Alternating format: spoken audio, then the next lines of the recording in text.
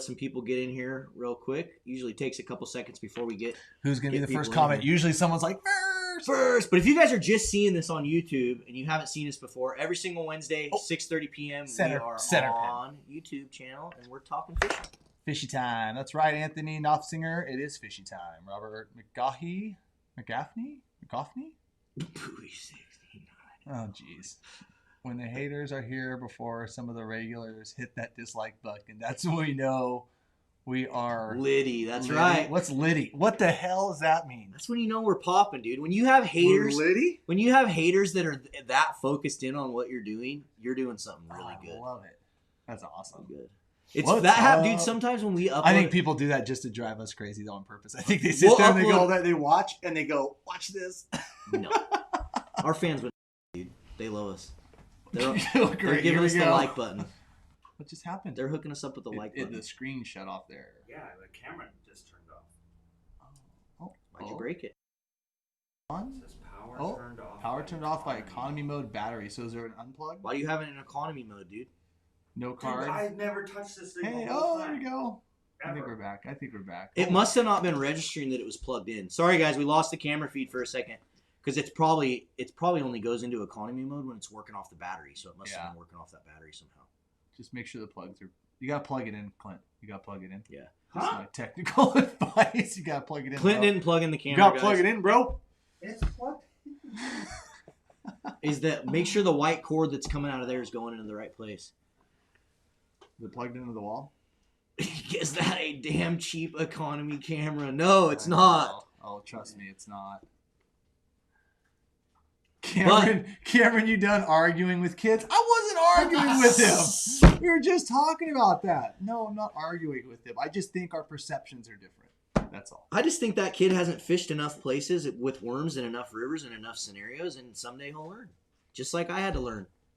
Yeah. I've learned the hard way on a lot of things. No, I mean, dude, he probably murks them with everybody else. And yeah, I'm sure he catches a lot of fish, but he's also leaving a couple on the table by not fishing worms. I can tell you that much. Yeah, maybe. It was a good conversation. It wasn't arguing. There was a little bit of arguing. I should use some eggs more. Shut the hell up, Kaplan. I probably should. And then you know what? And you know what? To his point, what if I'm not using enough eggs? Sweet eggs. Ilya, whatever. I can't pronounce your last name. If that is true, dude, all we need is a receipt, man. Send us a receipt, proof that you purchased it, and we'll get you taken care of, man. I don't know how that would have ever happened. But what happened? He said he ordered a hoodie in 2019 and never got it. Yeah, we'll have record of all that in the store. Yeah, so just shoot us an email at orders@addicted.fishing and we will get right on that, bud. Yeah, I don't know how that could have happened, but if it did, I'm sorry, but that sounds really impossible. We just need an order number. Give us an order number and a receipt. Or even your name. Just email your name and address. If you just email that to orders, we'll track it right down. Yep. If it was a 4X, Mike probably kept it. Oh, and even Mike Kaplan's already like on it. There you go. Clint Lightsley, that is false. There's chrome everywhere. There is chrome everywhere. Whitefish. There's chrome everywhere in that river right now. I'm just going to leave it at that. What's up, Hauling Back Outdoors in Ohio? I received my orders and I'm happy. Hey, from Rigby, Idaho. Yeah, you guys know the drill. Tell us where you're tuning in from. While we get it on fire. Lilia, how do you pronounce that? Skylara. Yeah, dude, send us an email, man. We'll get you taken care of. Yeah, man. We just need your. I'll look them up right now. Mike said he was too. Yeah, perfect. We got a couple guys looking right now, dude. See if we can find it. I haven't submitted my orders. Oh my god. Well then, see, I knew he was trolling us. I just knew it. You're the guy who thumbs down it too, didn't you? All right, dude, you win. You troll. You son of a gun. You got us. Okay. Arizona. Yeah, how are you guys liking the winter? I saw one guy said the Addicted winter jacket is working great. How are you guys liking this thing? I'm loving the way it fits, the way all you guys are going to be like, where can I get them? And sorry, most of them are sold out. But yeah, I didn't get one. I was too slow. Yeah, they were just a limited edition waterproof Addicted jacket. Yes. We will probably get some more or do some different stuff with those. So just kind of be on the lookout when we're dropping new stuff. Do you know a fish taxidermist there for Cole?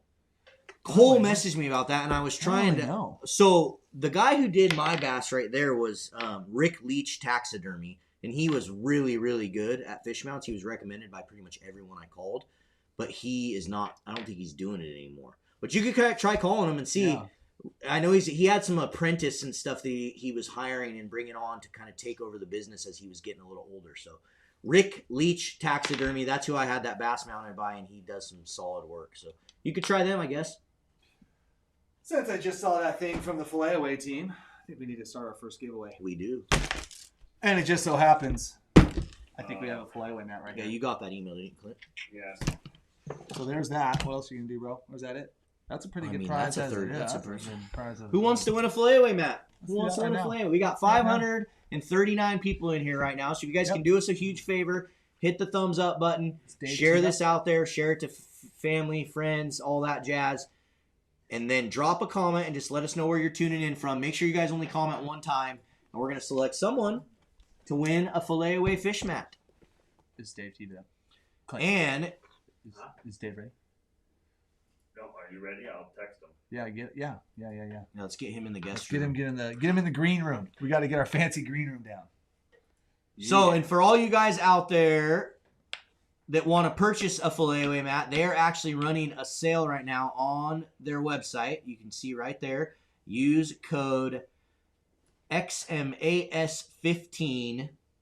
And there you go. You can have the perfect gift for the outdoorsman. We got like New Mexico, Arizona, Ontario. Yeah, you can just leave that up there. A lot of people. Perfect. Leave it just right there. Yep. That's the best place. Right for it. over Cam's face. Awesome. They would rather see filet away discount codes than your face anyway. I don't blame anybody. Central Kansas. Dean Doppelman with the $9.99 super chat. Thank you, Dean. Thanks, Dean. He's always coming through every week supporting the channel. We appreciate it. And if you guys want to be gracious and give us super chats, we would appreciate it as well. Usually a lot of you guys are doing that every single week, and it means a lot to us. It supports the channel, helps get Clint a burrito or two. And yeah, thank you. I like tacos and burritos. My name is Hester Lopez. Yes, you guys are just tuning in. We're going to be giving away a filet away mat. Lopez. I like tacos and burritos. We got almost 600 people in here already, and Clint's getting ready to tee off our first guest that we're going to bring in here. Yes, sir. And talk a little bit about steelhead fishing. What's been going on with steelhead, though, while people are waiting to win this mat? Have you been fishing at all? I went today for the first time this season. First time out today. What'd you find? Some big cutties? Caught about 12. It's pretty good. Got 2 coho. They were like 12 steelhead only smaller. Whitefish. They were like steelhead only smaller. How many whitefish did you catch? None. Not one. All cutties. All cutties. I didn't fish hardly any beads though. The water was way down. That's really cool. Like, Dude, I just go cutty fishing. studs. Oh, dude. If you wanted to do that right now, it would be fun. Like, if that... And that the joke was at the end of the day, it's like, this wasn't a steelhead trip. We were going cutty fishing. If I would have just said that at the start of the day, we'd have been like, woo! Like, We should we do got that. some That'd be studs. fun. It was fun. Just go with the ultralight rods and just Fly freaking... rods and stuff. No. I had one smash a jig while I was reeling it in, so they were just like chewing. That's cool. It was good stuff. It was nice to be out. I haven't been out like 6 weeks. It was good stuff. Okay, Good really? stuff. 2 super chats and Dave's here. 2 super chats. Eric Tolan, I never win stuff on here. Well, sorry. Sorry, dude. It's random. We just randomly draw someone, but we appreciate the Hey, super Randy chat. B, Thanks for what tuning up? in, man. Sean Lehman, Cameron's phone is fixed. Yes, we had a great conversation a couple days ago. Still haven't got that trailer for the old new floaty float, but real soon, bud. Let's go scout some up. Yeah. Cool. Thanks for the super chat, guys. Thank We you, buddy. appreciate it. Appreciate it. And you could have just texted me that, though. All right, we got Dave. I appreciate Is it. Dave in the Yeah, green room? he's ready. Where is he? I don't see him. I see him. Kind of see his little hat there. Oh, he's dark. He's kind of dark right Oh, now. he's in the green room. He's got to turn some lights on. Marlon, did the boat get there yet? No boat yet. No boat. As soon as we get it, I'll announce it. I'll let you guys know. Yeah, it's we're we're gonna super be probably it's gonna be January sometime, I would assume. I'm hoping, but we'll see. You're going to need that new boat. There's some pretty good stuff in the forecast. I know. And I'm gonna blame it on freaking COVID. Everything is ruined by COVID. I would have had my boat a long time ago. Damn COVID. Not that that's like what I should be like. I would have mad caught about 20 with- wild steel or 20 winter steelhead by now, but damn COVID. There's a lot of other people. Oh, wait. No, it's because we don't stock them anymore. A lot of other people that have been worsely affected by COVID, so we sound like white guy problems right now. But that's true. That's true. Stupid COVID. Illinois from Travis. We all hate it. Yeah. Ugh. All right, well, Clint, let's pick a winner, and then let's jump Dave in here. Yeah, that was like depressing now. Like, I'm all depressed. I don't even want to talk anymore. Oh, my gosh. Perfect. I'm out. I'm going home. See you guys. Later. Peace out. There we go. We got Dawn Doutery. What is that? Dawn Daughtery from Hoquiam. There we go, Daughtery. Sorry, guys, I didn't pass English in high school. Daughter? I don't know. I could be butchering it too, bud. Regardless, Dawn, you won yourself a filet-away fish mat. Thanks so much for tuning in. We appreciate it. You can shoot us an email to orders@addicted.fishing. Make sure you include your name, your shipping address, and let us know that you won a filet-away mat. We'll get it out to you. Smallies in the Columbia are one of the best fishes. I agree, Juju. They're so fun. Yeah. Oh, we got another. Jordan in a Santa outfit with a tree as a fishing pole. Great theater. Congrats on happy. I missed it. What are you reading? Yeah, because you're always read the one that. Oh. Yeah, you need to catch a fish on the little RC boat. I know, dude. We wanted to do that, but we needed to figure out in the regs, like if you were allowed to do that in Washington State. Yeah, because Lord knows that guy that thumbed down that video, he'd probably call it. Yeah, exactly. Exactly. Actual plug with the RC. I don't know. We don't know. We got to make sure. I think though. the plug might sink it. But Just regardless, watch the takedown. we're going to look into the regs and see what's up in Washington and see if you can do that because we talked about doing it. It'd be pretty fun. It'd be super awesome. Super awesome. Okay. Jordan in the sand outfit with the tree as a fishing pole. Great theater. Congrats and happy holidays. Thanks again, Dean. Appreciate it. Yeah, Dean, that was a fun idea that I had. I'm glad Jordan did a great job at filming that and doing that all. It was fun. That was a fun one to watch, fun one to come up with. We want to keep trying to do more of that, just fun, entertaining, off the wall stuff. And this is going to be a great lead in. Gillian, Garrett. Hey fellas, we are so ready for winter steelhead. Can you explain what's up with the no fishing from boats in Washington? So I'm going to touch on that for 2 seconds, and then we're going to bring in Dave. And basically, escapement numbers are really terrible along the Washington coast. The state came out with the forecast and realized that there's not going to be a lot of fish to play with this year on the coast, and so they had to put some restrictions in place to curtail our handle because everything that we handle, a few of them die, or well, a lot of them die according to the state, but regardless of the fact, that is how they manage it, and their management is what's gotten us here to this first place, and so that's where we're at. There's not going to be enough fish on the Washington coast where there's good habitat and strong wild steelhead runs and non-listed ESA species. Well, actually, there is going to be a lot of fish on some rivers. There are going to be on some rivers. Oh, let's save that for Dave. We should be able to float that river. 2 of them you can't Multiple. still. When does it end? Anyways, all right, let's bring in Dave. Yeah, but not the ones that you want to. Okay, let's bring in Dave. He's in. Let's bring in Dave. Dave, where you at? Quit being an idiot and just talk about the regs. The guy asked what the regs are. Wait, who did? That's what the guy was asking. Can you explain what's going on with... Oh, well, no. A lot of the rivers they had to put restrictions on because there's not enough fish. And so they basically said we can't catch as many, so that's how they decided they would curtail that. Okay, perfect. Now let's get Dave. I thought I explained that. Where's Dave at? He's here. I'm right here, I think. I think so. What's going on, guys? Not too much. Hey, this is kind of crazy. Everything's kind of delayed. Uh-oh. Well, let me introduce you here real fast, you guys. So with these Washington closures and these Washington restrictions, and honestly restrictions that have kind of gone, honestly, everywhere across the Northwest, we've had Bob Kratzer in the last couple weeks to explain kind of what was happening on the Washington coast. And this week we figured we'd bring in Dave Schamp, who's one of our co-directors at Hatchery Wild Coexist, and to maybe put a little bit of a bow on kind of the situation and where some of these anglers, where we all need to look at going kind of forward. Just because really the past is kind of what's got us here. And as much as we don't want to see those restrictions, like no fishing from a boat and no fishing, some of these rivers after certain dates, there's a reason why, unfortunately, we're here. That I think Dave would be here. It would be a great guy to maybe explain that and talk about maybe what we need to be looking at a little further ahead of the game. So Dave, why don't you take it away a little bit and tell us what's going on? Well, I probably should lead in by making sure folks know that I'm an Oregonian. I fish in Oregon. I have had the opportunity to enjoy some great fishing up in the state of Washington. But when it comes to knowing what's going on, I feel a lot more comfortable in my own backyard than yours. I'll just put that right out there to start with. But this whole situation that's developed on Washington's West Coast has provided an opportunity for me to learn a lot about what's going on in Washington in a very short frame of time. And I got to tell you, I'm glad I live in Oregon. It is a sad state of affairs, what you're faced with on the west coast of Washington with your winter steelhead. You got no fish. I listened in on the WDFW Emergency Commission meeting last Friday and paid close attention to the presentation provided by WDFW. And I think they did a good job of laying out the situation. I think what really struck me is that this is predictable.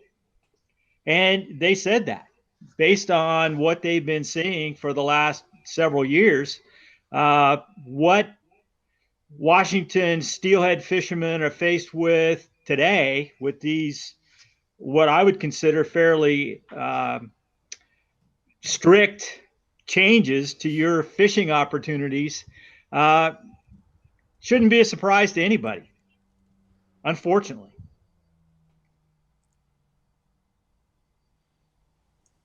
I lost it. I couldn't hear him on that last thing he said. Oh. Repeat that last sentence, Dave. I'm sorry. Do I need to zero in here so you can hear me better? No, there you go. I think based on the presentation that was provided by WDFW staff about the situation on Washington's West Coast with your winter steelhead, this wasn't a surprise. They saw this coming. They talked about it last year, that this could be what occurred. And folks have basically, as near as I can tell, kind of sat back and said, nah, this isn't going to happen. Well, folks, it's happened. Right. And so you're down in Oregon. And so, like, you know, one thing to point out here, guys, and what he's alluding to is basically that presentation involved a bunch of bad ocean forecasts, a bunch of basically, I mean, bad situation over bad situation after bad situation.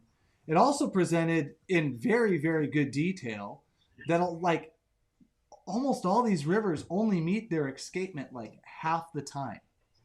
And so instead of taking the option for these states to sit there and realize, okay, these fish are below an escapement level, they're kind of foundering on, you know, their populations just on some, you know, depending on, like I said, bad oceans or whatever, like, but they've never taken a sense that, you know, we need fish for economy. We need fish to keep these wild fish runs up. You know, we want to have fish for sports and we want to have active, productive fisheries because with that, you actually get steelhead advocates. And for the last 20 years, the state haven't done anything except for actually remove some of the programs that help put those fish in that make Oregon so good. Yeah, so let's talk about this just real briefly. So the difference in my mind between what's happening in Oregon and what's happened in Washington is wild broodstock programs, right? We've experienced fairly extensive cuts in our hatchery programs. And the reason that we continue to have successful returns is because they're using wild broodstock. So in a typical segregated program where you're using hatchery fish that have been used generation after generation, you're going to see a 1, 2, maybe a 3% return on a good year. But with wild broodstock programs, you're going to see a 7, 10, maybe even higher return rate. So you can reduce the number of fish that are released and still have as good a return. But what's happened in Washington, you don't have those other hatchery programs in place anymore. So you got nothing. No, and in fact, it seems almost like the wild fish advocacy groups that have removed a lot of the hatchery steelhead from some of these areas. And let's be honest, not all hatchery fish are good. And we understand that, right? Right. But at the same time, Yeah, it's we've like by learned a lot removing in the those last just 30 cold years, turkey. 50 years. Oh, go ahead. Yeah, we've learned a lot in the last 30 to 50 years about hatchery practices and what we need to do to make sure that the fish that we're releasing are having the least impact possible on those wild stocks. And that's where these wild brood stocks really come in and fill the bill. So you're getting quality harvestable fish at a reduced price to the agency because they have to produce fewer fish. Remember, we get that higher return rate, so you don't have to release as many to get your target number back. And we're also finding that there is negligible impact on the genetics. And that's been the big fear, right? That these hatchery fish are going to have a negative impact on the wild fish and over time reduce their ability to reproduce. And the science is showing, Bob, when he was on there, Robert Cratchit, when he was on there, he talked about the Snyder Creek program, right? So that was a broodstock program on Snyder Creek, which is, if I get this right, a tributary to the Sole Duck, which is a tributary to the Quileute, right? Am I close? Yeah, that's exactly it. Okay, so the Guide Association up there ran that program for over 25 years successfully. And they saw an increase in fish to be harvested, and anecdotally, they saw an increase in wild fish numbers. Well, the wild fish advocates put pressure on WDFW, and that program went away in 2011. Well, if you start looking at the most current science, it really started to come to the forefront in 2011. There was a study done in British Columbia that looked at the impact of wild broodstock programs on 5 different rivers in a 58-year time frame. And what they found was that there was negligible, basically no impact on the genetics of those fish after 58 years of these broodstock programs. The next year, in 2012, the Johnson Creek study was completed. Now, this one was on Chinook, granted, not steelhead, but still an anadromous fish. Johnson Creek is a tributary to the Clearwater. The Nez Perce did this study. They looked at a 13-year period, and they tracked this using DNA.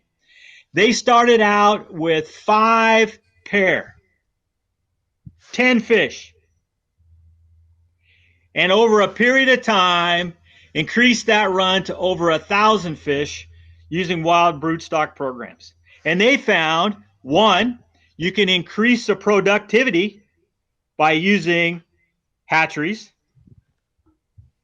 There was no reduction in fitness, first generation.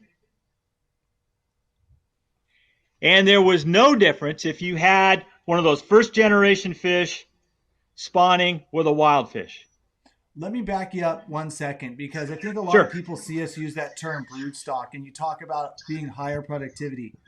Basically, people, just real fast, when the steelhead spawns in the wild, they only see about a 17 to 20%, correct me if I'm wrong, Dave, on this, of an egg to fry survival, just in the gravel, what they naturally do. When you take a broodstock program, you take 2 wild fish and you put them into hatchery, you get a 99% survival. And so it's not like you're doing anything super manipulative with the fish. You are using the hatchery system to basically help those wild fish out of that first step, right? Right. You're getting a bigger bang for the buck. Let's just say that. Exactly. And the wild fish advocates will tell you that that's bad because natural science says selectivity. otherwise. Yeah, they'll tell you that New natural science, selectivity is not taking place. My favorite, But we the say- most current science says otherwise. I'll take that right from and their that's playbook. and that's just a fraction of the wild selection process. That's just a minute portion of that fish's entire life cycle, right? They've got to find their way to the ocean. They've got to survive in the ocean from 2 to 4 years, find their way back. A fish that can do that is Deserves fit. it. Exactly. So Dave, real fast. So, so the reason why I brought you on here tonight is because we sat through lots of meetings of the WDFW Commission, sat lots of meetings with the Region 6 directors, to the regional managers explaining the plight of the steelhead on the Washington coast. But yet I never heard, maybe one guy might have said it in passage, but why are we not screaming for these programs? I mean, in Oregon, they're funded by sport, by just recreational dollars that you guys have fundraised up. You've implemented the programs. The volunteers' hour to capture and collect these fish are all on the sport's back. And because of it, every year when you guys do that, you guys have to turn away hundreds of other people that want to help do these programs. Yeah, I mean, they've been seems incredible. like it's a win, win, win, win. And you guys have wild fish abound. And I don't think you guys have had a restriction on that basin that I'm thinking about for like the last 20 years. In fact, that you can keep 2 steelhead a day for 6 months straight. What's the disconnect? Well, that's the big question. And to be honest with you, one of our biggest concerns right now is those anglers that don't have fish to catch and retain on the Western Washington coast, where are they going to go? They're going to do the exact same thing that we would do if the situation was reversed. Well, it's the exact same thing that the wild fish, I'll just say the wild fish zealots have caused in the first place.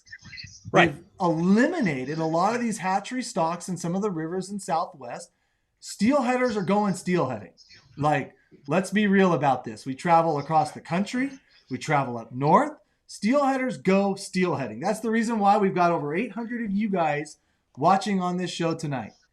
Steelheaders go steelheading. So if you don't think this is your problem or part of your problem, it is your problem because it's coming to your backyard next. So with that said, Dave, please explain to people, because I think this whole, we talk about hatchery wild coexist a lot on this program, and we support it. I support it. Dave supports it. But at the end of the day, I still don't think people grasp really what it is as far as being a collective of people that have all signed up, that have all put their name on the dotted line and said, you know what? When Dave Schamp right here goes to work and talks to his legislators, when now new director Bob Kratzer goes to work, when I go to work, when any of these individuals that go to work that have a pro broodstock program, we're trying to create a collective of people behind them to actually give them some weight with our state representatives and our state legislators. And I think that concept is lost on people because people want to help. And if they want to help, we need you guys to go to the website, to go to hatchery-wild-coexist.com, sign up, and just get educated. And when we say, let's start putting some focus here, putting some focus here, putting some focus there, you do it. You want to elaborate on that, Dave? Man, I think you got it 100% right there. I've been dealing with fish advocacy for my entire adult life, well over 40 years. You can tell I'm 39 years old, right? And one of the biggest problems that we see, there's two big problems. One is apathy, right? People don't get involved until it directly affects them. And that's what we're seeing on the Western Washington coast, right? These guys are losing their fisheries. And now everybody's fired up. Everybody's enraged. Everybody, oh my God, we got to fix this damn thing. Well, ladies and gentlemen, this didn't happen overnight. This has been happening over the course of the last 10, 15, 20 years. But nobody believed it would ever get to this point. Something's going to happen. Something miraculously is going to jump out and fix this whole train wreck. Well, folks, the train just came off the frickin' tracks. So now we're not going to be able to fix this situation. I mean, it is what it is. These guys are going to have to deal with this year, next year, maybe the next year. Once these things get taken away from you, it is incredibly hard to get them back. And that's what these wild fish folks know. They want to be on the defensive. Now they're defending the actions of the department. That's easy money. It's making the change that's the challenge. And now, folks, we're fighting for our lives when it comes to having harvestable fish on the western Washington coast. And don't think it's going to stop there. So all you guys in eastern Washington, all you guys in Oregon that are saying, damn, put up with that, it's only a matter of time. So apathy is the number one problem. People don't get engaged until, typically, it's too late. It's on your doorstep. The second thing is we can never agree. If you look at the wild fish advocates, if you look at the commercial fishing industry, if you look at the tribes, if you look at the other user groups, they speak with one voice. Well, guys, I'm here to tell you, if we all could get together, and we're not going to agree 100%, but as long as we agree 90%, that we understand the direction we're going is the right direction, it may not be exactly what I want to do, but it's the right thing to do for the fish, the right thing to do for the sport that I love. We got to get on board and support it. We've got the loudest voice. But right now, we're nothing but a mouse in the last frickin' pew. That's true. We do have a voice, and I think I see this infighting between a lot of conservation groups and a lot of people. And you know, one thing with the Hatchery Wild Coexist campaign, we've just tried to keep everything ultra focused. We're not going to fringe out. We've identified this is definitely the root of the problem. We can raise money on this for these projects. We can take care of these projects through a lot of volunteerism. We've got all the businesses signed up. We've got over 200 businesses signed up under the Hatchery Wild Coexist campaign. Like in a very short time. A legislative voice, and we're going to start asking for your guys' voice here very, very soon, and out of necessity of what's going on in the Washington coast. I think we were going to start this maybe a 6-month plan down the road, but it's time to speed it up, right, Dave? Yeah, absolutely. You know, and like I say, you can't wait until the train's off the track. You got to be proactive. We got to be looking ahead, thinking ahead, and taking the steps necessary to make sure that this is a short-term situation on the west coast of Washington, and it doesn't have the opportunity to spread. Well, we better draw a line in the sand somewhere. Start doing something. We got to start doing something. That's kind of the way I look at it. The state comes in there, oh, we've done this for 20 years, and I don't know if you watched Owen last week, but this all the million problems, and then what did they do? They're like, we're just going to see what happens. That's it. And now the state has actually started to work on some broodstock programs on the Skykomish River, and some of these wild fish programs are now going to sue over that. A step in the direction that the state needs to be going, and trying to I'd love to see the state jump in, but they're tiptoeing in, and the wild fish people, I'll just leave it at that. I almost said something really bad there. Are sitting there and they're going to sue them over that when it's the obvious answer, because intermixed between all those bad streams, there's broodstock programs, there's broodstocks around there, and they're all successful. Let's just be honest. They're all successful. Let me make another point. That's often lost on people. So if you look at the makeup of these wild fish groups, they don't fish. Some do. I'm not going to say none of them do, but a good portion of them don't fish. Sport fishing, the sport of fishing, is not important to them. All they want to know is that wild fish exists. That's what's important to them. So everybody that's viewing this Facebook Live tonight that are on YouTube, all think the rest of the world fishes, right? We think everybody thinks like us. Well, I got news for you. Only 5 to 7% of the populations in Oregon and Washington fish. Yeah. The other 95, 93%, 90+%, fishing's not important to them. So if you go to that other 90% and say, hey, we're about to lose all of our wild fish, we need to do everything we can to make sure they continue to exist, what do you think they're going to say? Yeah, absolutely. We need to do everything we can to make sure they continue to exist. That's what you're up against. And so, again, go ahead. And there's nothing wrong with that. But at the same time, like, I want wild fish to exist in abundancy. I want wild fish to be able to feed orcas. I want a lot of these other things to happen, because if we don't help these wild fish, we've done nothing. Just the fact of us living here in the Northwest is taken away from either their habitat or it's added to pollution. I mean, it's hurt the wild fish. We have to mitigate for that. I agree. But my point was that the wild fish groups use the act of angling, the fact that we want to go out and hook these fish in the mouth, see them fight for their lives. Who was it? Jacques Cousteau. I think it was Jacques Cousteau that said that sport anglers are perverted because they get enjoyment out of seeing a fish fight for its life.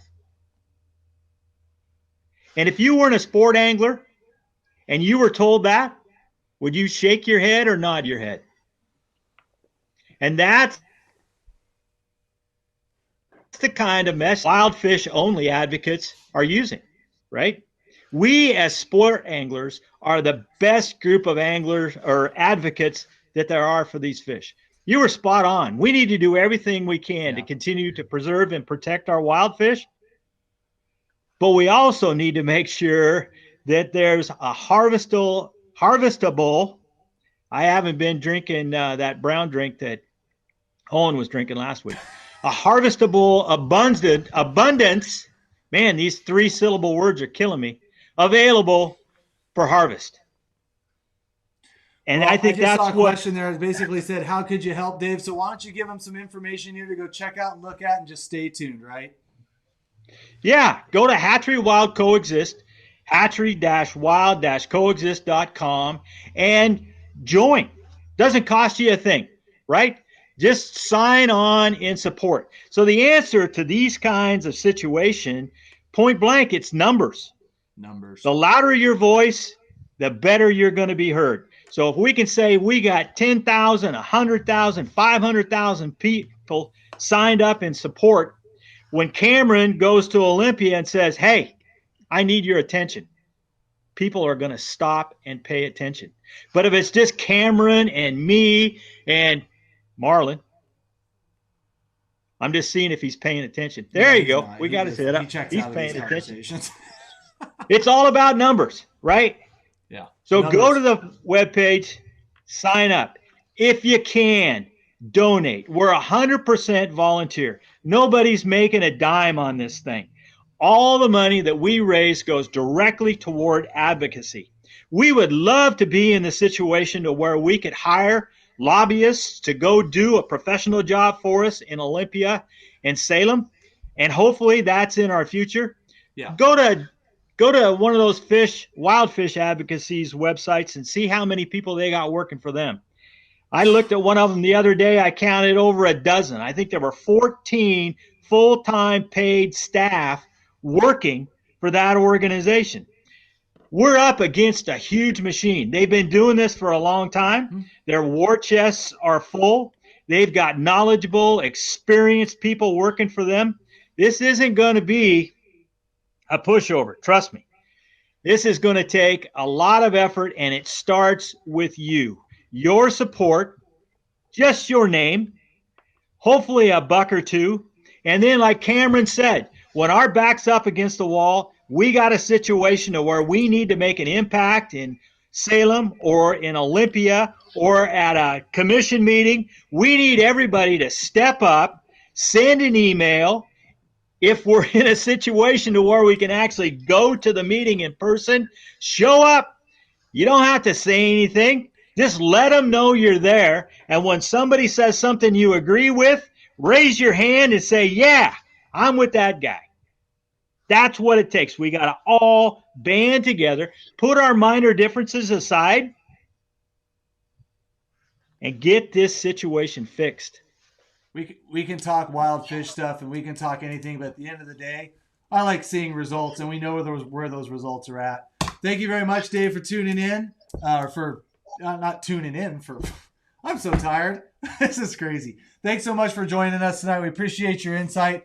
Once again, guys, www.hatchery-wild-coexist.com, and we'll be checking in with you again real shortly. So really quickly before Dave does leave out of here, because I've seen the question, I've seen it a lot in the comments, and it was never addressed. And when Dave did finally tell people to join up, he didn't tell them to donate. Donate money. I see some of you guys saying $200 a week, whatever. If you are some secret millionaire out there, donate these guys $1 million and let them fight these guys, because these, like Dave said, these people on the other side of the fence, they are fighting us, and they're fighting hard to make wild steelhead some mythical creature that we just like see and take cool pictures of when they jump the falls. And that's not what any of us want. And I think there's a lot of you out there that never want to see that happen. So the more we can help these guys, the better the fight's going to be. And we're getting there. Like I said, this program and this campaign is in its infancy as far as these things go. But I think it's time to start getting everybody behind and on the same page, because like I said, 4 hours of testimony and two pivotal meetings in the state of Washington, and it was an air ball as far as I'm concerned. So, yep, I would agree. Thanks for tuning in, Dave. We will catch you next absolutely, time. guys. We'll get you on here some more. Yeah, hey, and I want you to know, just a quick update. I spent all day Monday shooting video, I guess, for our upcoming video. So that's still in the works, and we remain hopeful that we're going to have the first products out for folks to view shortly after the first of the year. So good stuff coming. Beautiful. That's awesome. Awesome. We're looking forward to it, Dave. Thanks, guys. Merry Christmas. See ya. See you, bud.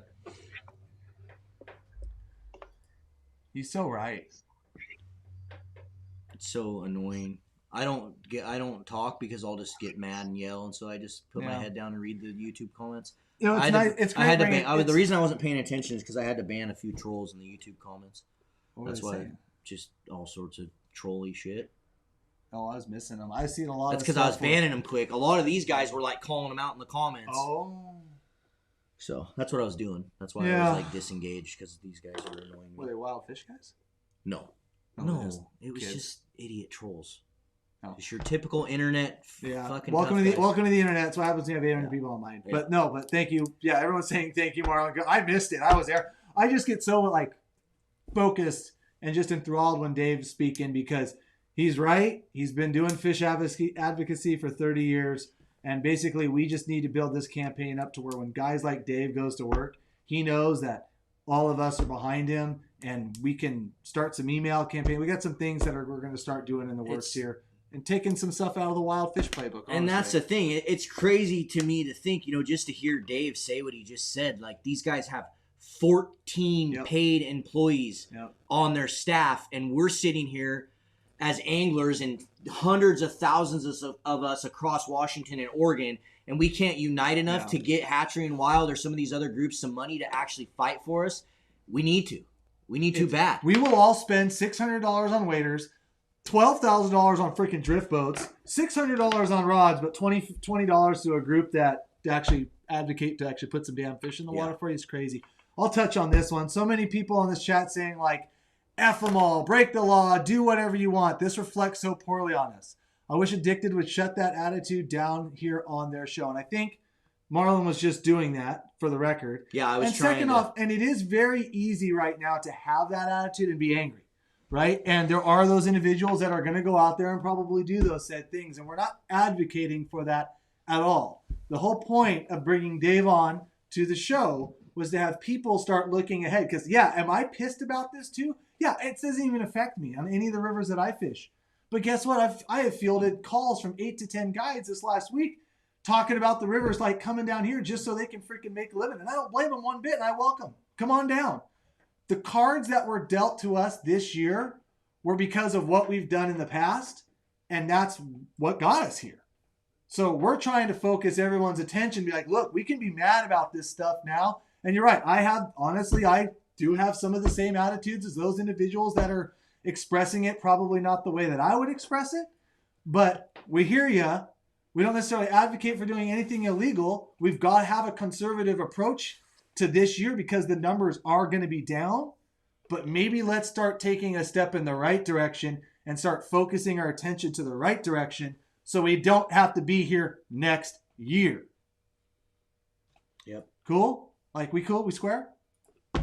And before Cam got on his epic rant, we really, truly appreciate the super chat. Yes, thank you for sending you. that in, man. That too. We appreciate it, Craig. And we, when we see that stuff in the comments, sometimes it's hard to like moderate it. And, never have we come out and said like, hey, go break the law. No. That's not what we want to do. Like, we want this to be done professionally. No. The more we can unite, that's why we're trying to get you guys to sign up on this Hatchery and Wild Coexist campaign, because the more we can unite as anglers and do it in a professional way and strategically attack some of these groups and attack some of these things that are happening, the better, And we're doing everything we can to try to do it, and we have been we've been advocating for this for close to 2 years now? Yes. Yeah. It's 2 years. And we're going to continue to push it hard and try to get our followers, which is all you guys out there, to join us in the fight and help in any way that you can, because like we said from day one when we started this thing, it is a marathon. It is not a sprint. It is going to take time and money and effort to get it to where we feel like it needs to be to really affect change. And we're getting there. And attention, it truly is. Just attention. And not forgetting about this 3 weeks ago. And Clayton Brundage, us Washingtonian sportmen are hurting. And I'm terrified what my daughter is going to have for fishing. And that little statement right there is exactly why I joined those guys on that HWC campaign. Because honestly, like, I want my son, he's got the fishing bug bad. And he's 10 years old. So he's got a long time in his steelhead career, and I want there to be fish for him too. And there's the website, guys, right now on the bottom of the screen. If you guys want to check out hatchery-wild-coexist.com. And like Dave said, there is a movie coming that is pretty much, a rebuttal to another terrible movie that was made. And I think it's going to hopefully do a good job at explaining, the benefits and why we need to be brood stocking these hatcheries. And TJ McNamara, we're going to expand on that a lot because we're going to take some advice we've got from some other successful national campaigns and start incorporating that in the next few weeks. Okay, so before we bring our next guest in, we got a few more announcements. We got to get another giveaway going because I've seen the comments. Yeah, okay. I've seen the comments a bunch. People want Costco giveaways. box. Yeah. No, that's not even a full one.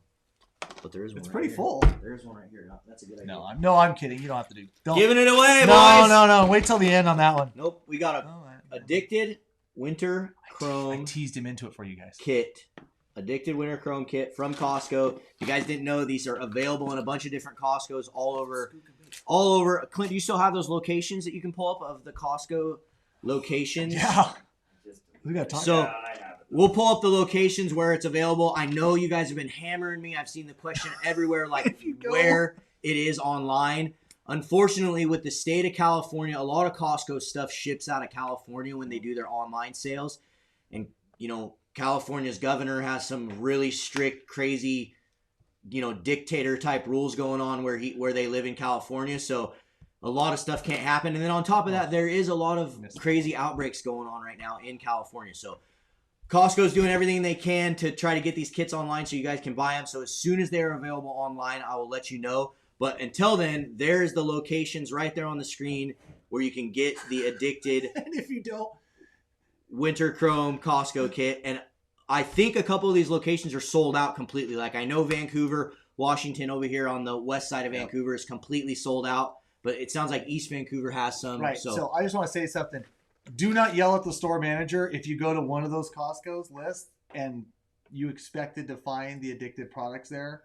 Don't yell at the manager, okay? Because I kind of heard about that.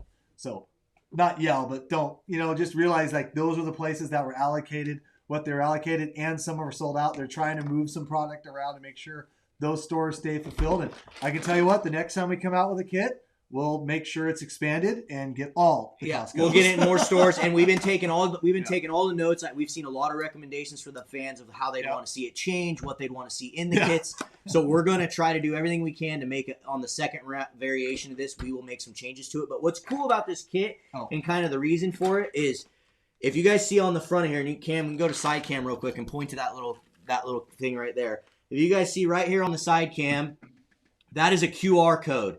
And that little QR code right there, what you can do is you can scan that code. It takes you to a page on our website that has a video on basically how to use everything in this kit, how to fish it, how to get out on the water and be successful. So it's a great thing for like a beginning angler. If you have a buddy that's just getting into fishing, a family friend or whatever, this is an awesome kit to buy and just say, hey, go home, scan that QR code, and they're going to take a little bit of an elevator ride to help them get into steelhead fishing quicker. So, kind of a cool idea that I had. Hopefully it works. I hope you guys like it. We're going to give this one away tonight. So, 3 super chats. If you guys are just watching, we're going to get to those super chats in just a second, but especially on YouTube, head over there, minimize the chat button, smash the thumbs up button for me, please. Hit that thumbs up button. And then share this out there. Text messages to some family and friends. Our YouTube channel continues to grow. I think we just broke 164,000 subscribers. So shout out to all you guys. Thanks for helping us grow. We're on the road to 200K, and we're going to get there quick, I think. So thank you. Share it out. And then what's the question? Have you guys caught a winter steelhead yet this year? Or a steelhead, if you're not, wherever you're at, have you caught a steelhead yet in this beginning season that everyone's kind of out fishing right now? And make sure it's a true winner, because if you say you caught a summer, we're going to find out. No, just kidding. Yeah. Super chats. And only comment one time, please. Yes. One time. Call. Good call. Will the Sleigh Rider 5000 giveaway be tonight? We're not giving that thing away, dude. That's one-of-a-kind custom. He's going to catch a steelhead. He's got to catch We got all sorts of plans. We saw your guys' comments. You guys want to see steelhead, sturgeon. I saw some bass comments on there. We're going to do everything we can to get some other fish on the Sleigh Rider 5000 rod. What else, Clint? Yeah, look at the Puget Sound rivers if you want to see where Washington steelhead fishing is headed in the future. And oh my God, sled or fish. That couldn't be more spot on. You want to talk about a program and talk about a fishery that has been managed into the ground, basically. And yeah, they've got some issues in Puget Sound that's much more worse than the Oregon coast. They've got a lot of pollution issues. They've got a lot of urban buildup around those streams. So they definitely have had some worse cards dealt to them. But the fact of the matter is, we're gonna miss this one if you don't shut up. They didn't pay God, you talk attention. Every store in Washington, but Kennewick. Yeah, I know, man. We've done everything we can. Come on, man. I love it in the Biden voice. Yes, sorry, Adam. That meme has been made so many times. Maybe our guests can talk about that a little bit. Can you just shut up, man? We never do a box like this on your site. Adam, yes, we are talking about it. We're working on it. We will be doing some kits on our website, so stay tuned for that. We would do it. We were sold out of bobbers already again. 400.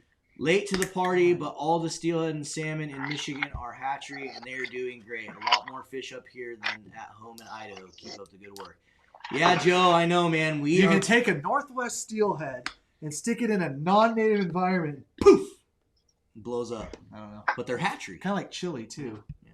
Hatchery fish. But the water's too warm. Yeah. Up here. Oh, wait. Never mind. That's true. Sorry. That's true. Yeah, hey, Joe, thanks for the super chat and some exciting news for all you guys out there in the Midwest. We are actually coming out there on February 22nd through the 28th. So if you guys are in the Midwest, pay attention. We're going to be out there the 22nd through the 28th. We're going to be fishing some of those rivers. We're excited about it.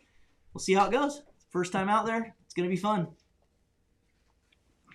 Michigan salmon. Once we know more details on it, too, we'll start kind of teasing out where we're going to be and all that. And maybe we can meet up with some of you guys out there.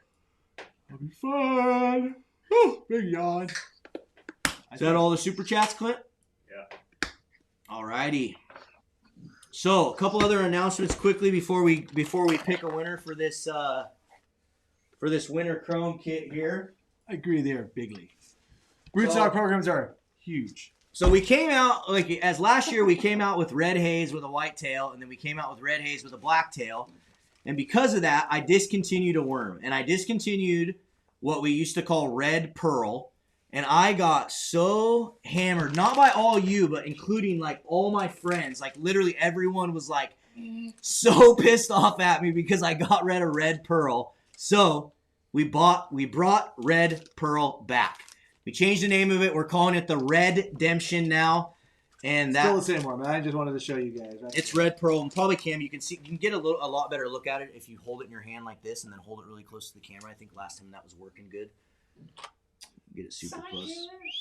There you go. Oh God. So that is it, guys. It's more of kind of like a little bit of a subdued red, with a pearl white tail. It works in damn near all water conditions, but it excels in clear water for some reason. I don't know why. It works really, really good in clear water. We got them on our website now, so if you guys want to pick them up, we have those. We have some of the new colors. We still haven't got those limited edition one back, but when we do, we'll let you guys know. God, get rid of that stupid thing. That's awesome. So there you go. Redemption, Red Pearl's back. I listen to all you guys. I pay attention to what you guys are asking for. We appreciate the support, and that worm works really good, so make sure you put some in your box. Put some in your box. All right. That's some loonies and toonies. A $20 super chat from Vince Niergarth? Nygarth? Loonies and toonies. It's Canadian. Loonies and toonies? Yeah, loonies are one day. I know a loony. I don't know what's a Well, toonie. Vince, shout out in Canada, dude. There's going to be a time when we come up to Canada and we fish. I don't know when. We're like locked out though. Yeah. They closed the border on us. But it's going to happen. Okay, Clint, who's the winner of this Winter Chrome Costco kit? Shout out to Costco. If you guys do not win this one right now, if Clint doesn't randomly select you, it's his fault. You better get to the Costco. You better get to one of those locations and buy yourself one up, or buy it for a friend or a family or someone. Or one day order it online. We'll let you know. Who do we got, Clint? There you go. Ryan Mueller. Ryan Mueller, Mueller. You won yourself an Addicted Winter Chrome Kit. You shoot us an email right there to that email right in the bottom of the screen. Orders at addicted.fishing. Include your name, your shipping address. Let us know that you want a Winter Chrome Kit. Congrats, dude. That's right. And to all you guys that shared and thumbs up the video, thank you. And to all you that didn't thumbs up the video, you're cursed and you will not catch a winter steelhead this year. Sorry, dude. Well, Stephen McCombs, we don't have to worry about that. We're good, bud. Did you put the worm back in here? Oh, I did not. Because I think we need to give away some Redemptions tonight. What do you think? You do.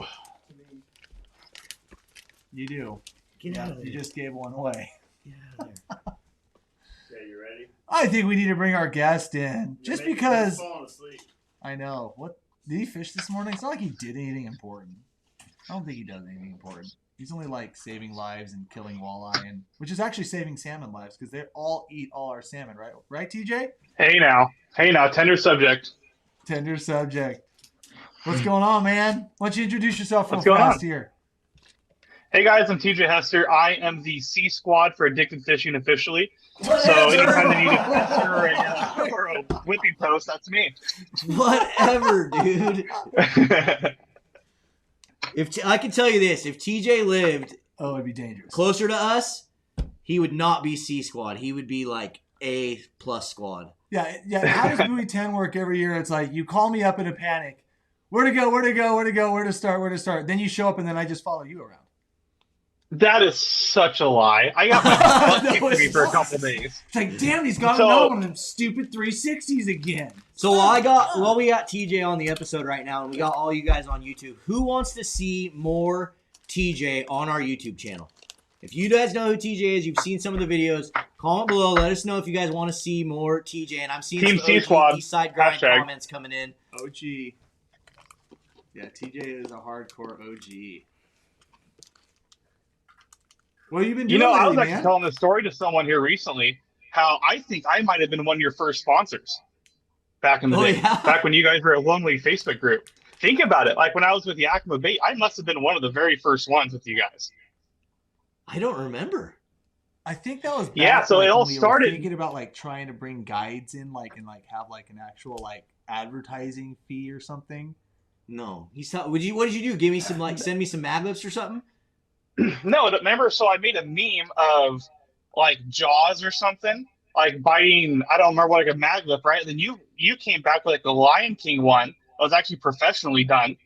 And then like we started like this meme war back before meme wars were even a thing. This is like I 2014. remember. It was awesome. that. I was like, That was like how I met you guys. That's And then right. I think remember we sent got into a Cameron- meme board. It was like a Yakima bait. Like I made one with like a, like it was holding like a spin glow or something. It was epic. Oh, the monkey. Yeah, the Oh, monkey was God. holding a Yakima bait spin glow, and me and Kitty TJ got it. And then it like fired off, and all these people were making all these Yakima bait. It was hilarious. Hey, the best kind of promotion, right? It's organic. Yeah, I came down to Astoria. I brought Cameron like 2 6x6 boxes of flashers, and then like the next 2 weeks later, he's up here fishing Irgon with me. It was weird. It happened quick. Crazy. Like I don't remember that story, but that is freaking awesome. That's right. We were fishing Yeah, it's pretty funny. walleye, right? Yeah, that was like one of the first ships you guys came up with me. But yeah, it all started with the meme war. Like we were trolling each other. That's right. We were trolling each other. That's so good. Well, you must have won because we got much respect from all of us. So it comes down to the memes, not because you kill like every fish everywhere, right? That was pretty funny, man. Pretty funny. Good stuff. Yeah, that was a good time. So But what yeah. are you up to right now? What have you been doing? Yeah. Kind of laying low a little bit, I took a little time off this fall, which is kind of nice, and went back walleye fishing here the last few weeks, and it's been so good. It's like back to full-fledged, just whooping on them. Today I had 3 guys. It took us no time to catch the fish that we wanted to eat, and we went trophy fishing. I told a gal, her first time ever walleye fishing, let's go try to catch a big one. No. We might get a bite all day long, and you stick a 10-pounder like second cast, like, all right, I'm done. I'm retired. Let's get out of here. 10-pound walleye. That was awesome. Wild. I saw that picture. Is that the one? I think you sent that one in today too, didn't you? Yeah. Keep talking. Yeah. So I get the pictures. How many? We have to turn the volume down just a little bit, so I might have missed it. But like, how many fish are you catching a day right now over there? Or do you want to talk about it? Well, I mean, we're only catching what we keep right now. So today we killed 25 fish for 4 rods. I mean, and that was in a 2-hour span, so we could have caught as many as we wanted to. But again, back to every single time we talk this time of year, it's about conservation a little bit. We don't want to kill every single fish in the river because that's our livelihood. So yeah, we're just catching a few that we want to eat, and then we go trophy fish for a little bit and return the rest of them. And you jigged I think up, I don't know, we probably landed 31 today, 32. Nice. That's some fun. Well, I love that walleye jigging. But you can see some Yeah, it's ridiculous fun. numbers up there. And you talked about conservation stuff, and you talked, we obviously had that huge chat with Dave Schamp. Why don't you elaborate just a little bit on that? I know that's kind of a big topic up in your neck of the woods because, man, I see some guys with like hundreds of fish in the bottom of the boat. Yeah, I mean, there's.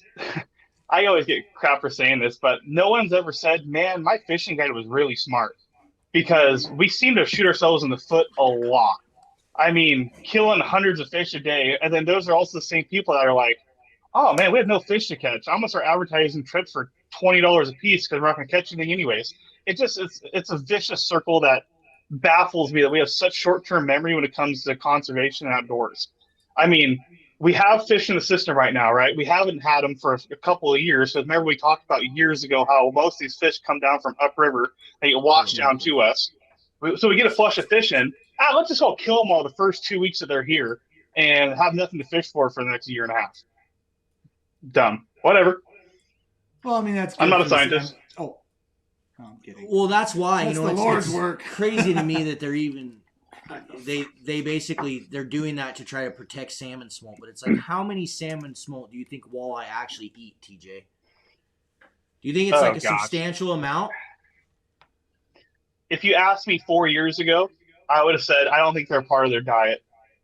But man, they do. I mean, they have an impact. You can't say they don't, right? But it's pros and cons. I mean, with all this stuff going on with steel. Okay, let's back up. So hold a gun to my head right now. Pick salmon, steelhead, or walleye. I'm gonna pick salmon or steelhead. But there's a gray area somewhere where do the pros of killing all the walleye outweigh a couple more salmon returning? I don't know that balance. And that's a question for someone a lot smarter and makes a lot more money than me. So I don't know the answer to that. But I'll tell you that we still had a record salmon run with a whole bunch of walleye in the river. So I don't know. That's a very tough question that I don't know if I'll ever be able to answer. Yeah.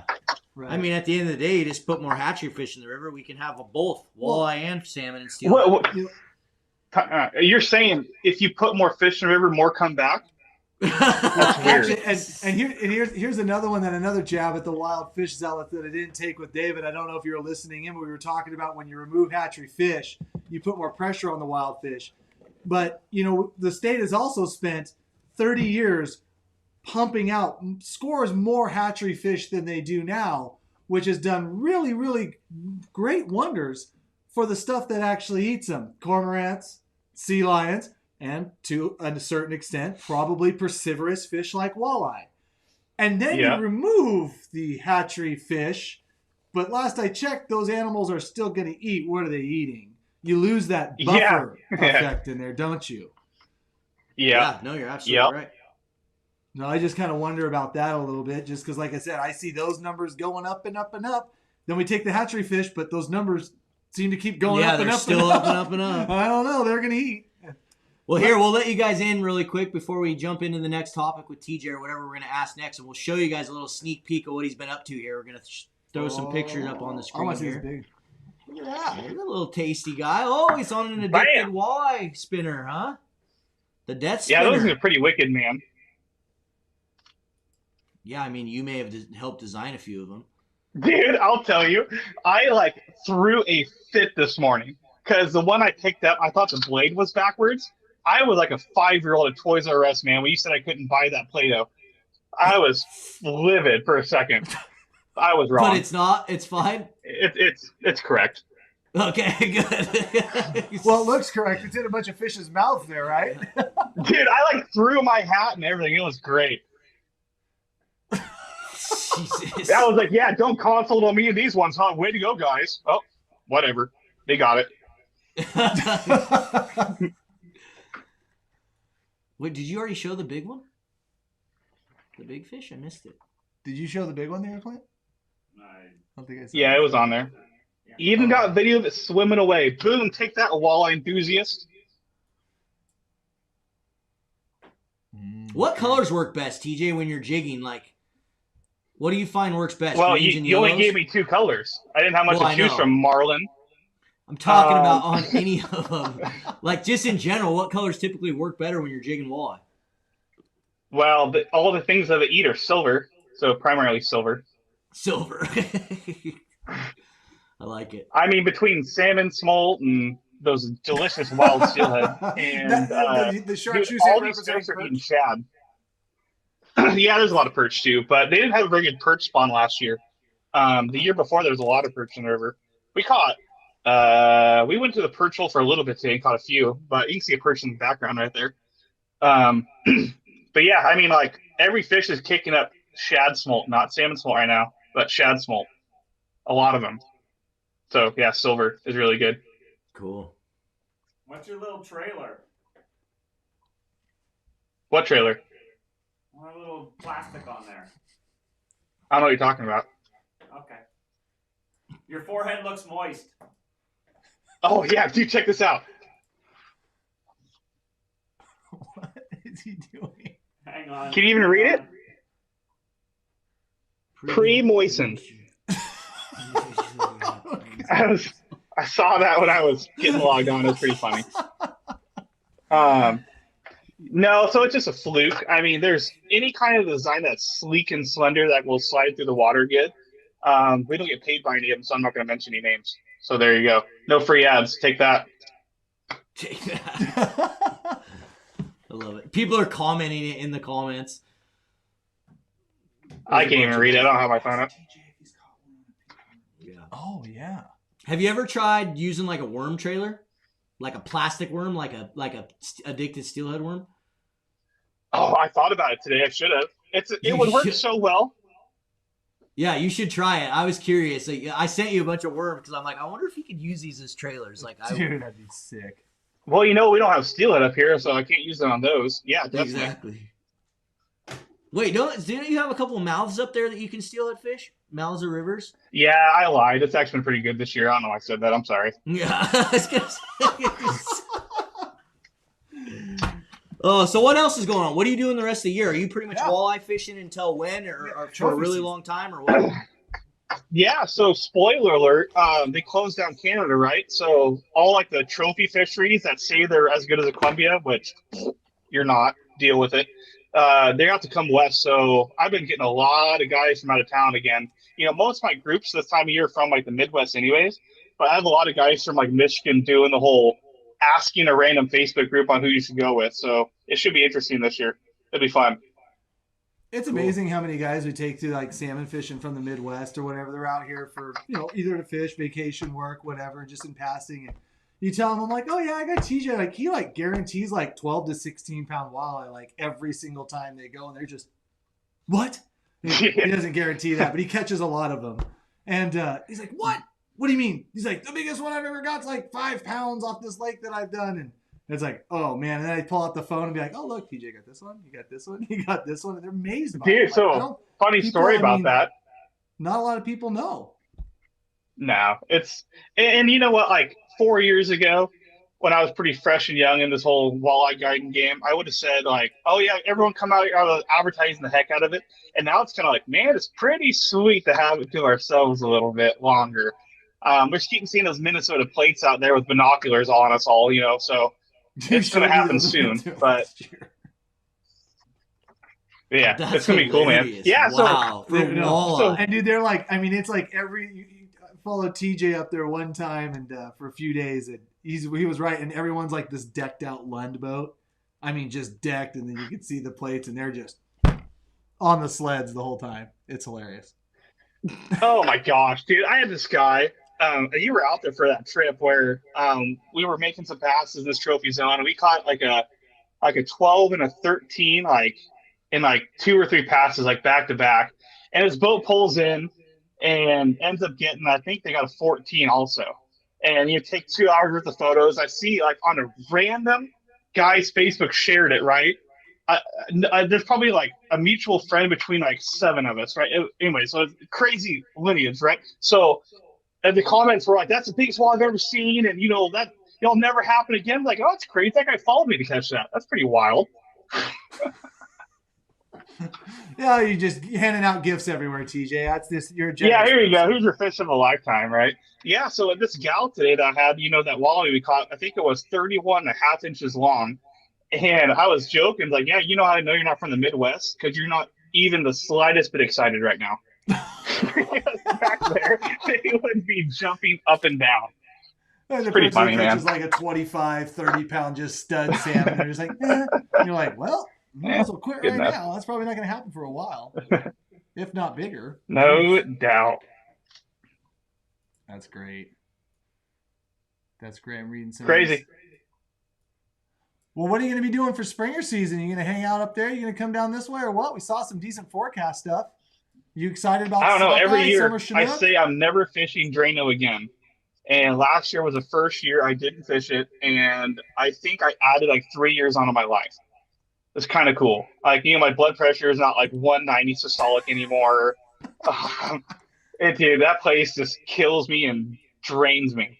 I might come and hang out with you guys. I know you just joked about me following you around, but I will be 10 feet behind your boat wherever you go over the season. So, yeah, I'm pretty excited. Just follow Nick Popoff. Just follow Nick Popoff. Dude, the issue is he doesn't answer his phone. He doesn't answer his phone. He doesn't, dude. So you're saying he's smarter I than... a couple times. What do you think about that summer Chinook forecast? That's looking pretty tasty up there, huh? Oh, my gosh. If we have a quarter of the numbers that we did... Oh, okay. If we had quarter number of biters we had this year, it's going to be awesome. I was sending you guys photos of sockeye. It was so fun to have that fishery back this year. It was great.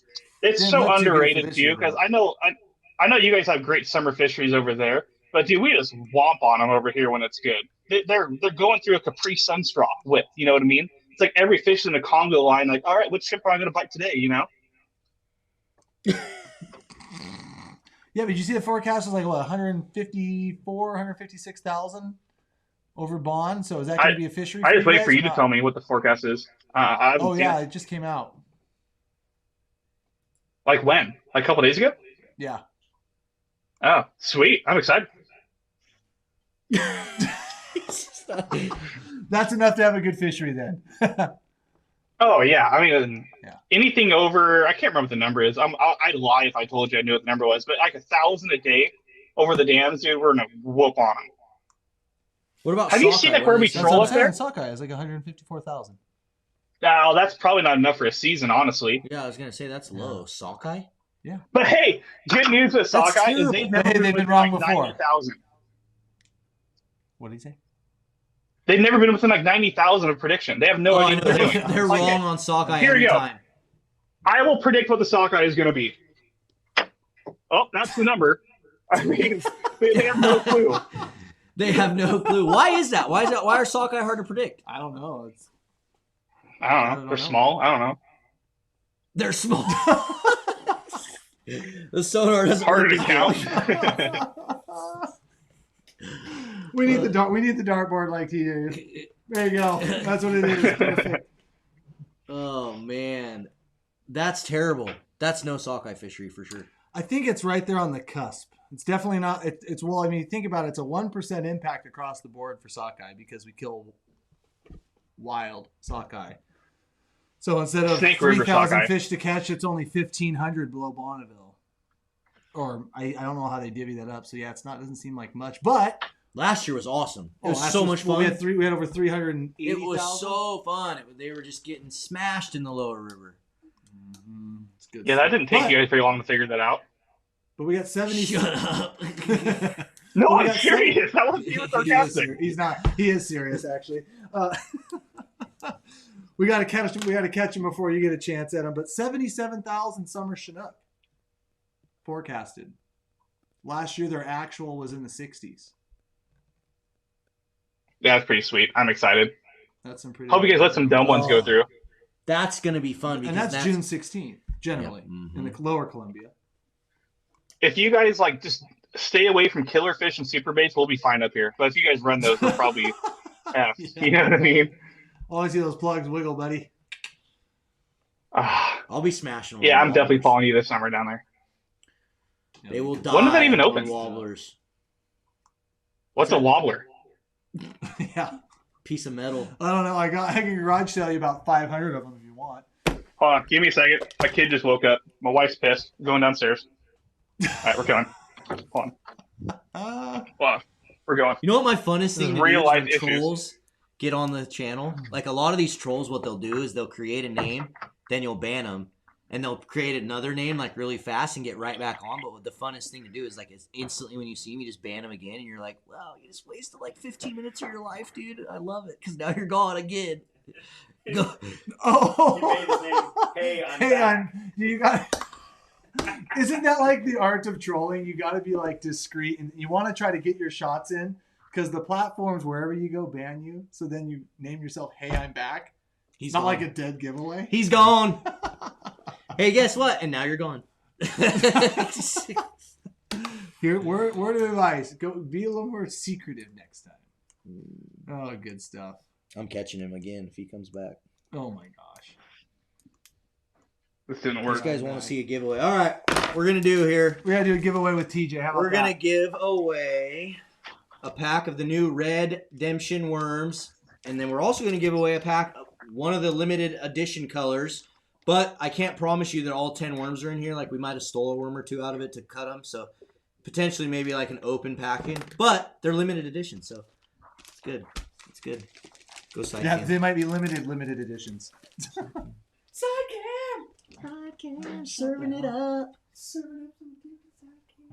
there you guys That have side it. cam Those is are the so limited funny. edition. There's the Red Demption, previously Red Pearl. If you guys want an opportunity to win that, do us a favor, especially on YouTube. Hit the thumbs up button. Share this out to some family and friends, and then drop a comment below and let us know if you guys have ever walleye fished. I want to know how many actual walleye fishermen Yeah, we got the have. walleye boys in here. We have in the channel today, or just in general. I'm just curious. I'm curious how many of you guys like to walleye fish. Yeah. Hey, are we making that C Squad shirt or what? No. It would be I pretty think funny. it'll be a seller. The C Squad. Just move over here closer. It'd be easier. Tell I mean, Taylor, I don't have an tell argument Taylor you're back just going to hang out with us all spring, summer, and fall. Yeah, fair enough. Fair enough. Oh, God. Dude, we can totally put a there's this really cool spot down in Woodland. We can get a trailer for you. You guys can just live in that little area. You know what I'm talking about? The Woodland Launch. So it's a good spot. You know, it's quality. Classy. Super classy. Dude, I can You get your down nice on Purvisville too.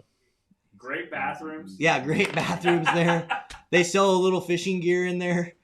Easy to follow Cam out. Yeah. It's right where Cam launches like every day, so it's like the perfect spot. Dude, I lived on this couch for like 2 years and I can't step up.